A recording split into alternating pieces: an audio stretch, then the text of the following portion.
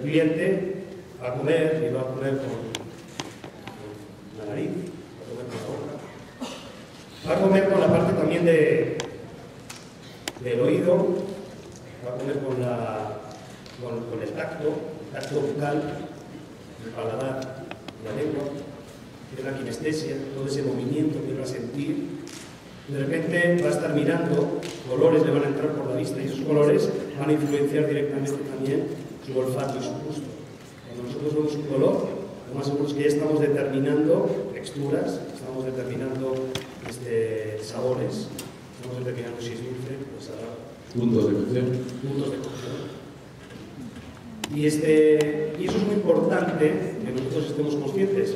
No es una cosa que estamos inventando, es una cosa ya sabida, pero también pues, queríamos ponerlo en referencia antes de empezar a disfrutar con el platillo. Y también es cierto, desde que al final el cliente hoy en día, por lo menos es una apreciación muy personal nuestra, es que come con los dos cerebros. Come con el cerebro de arriba y come con el estómago, que es un segundo cerebro. Yo creo que se han invertido las raciones y antiguamente nosotros que venimos, yo soy del 71, Yo del 70. Yo del 70, que siempre ha sido mayor que yo. Nosotros venimos de esa parte de o te acabas todo o te lo cenas, ¿no?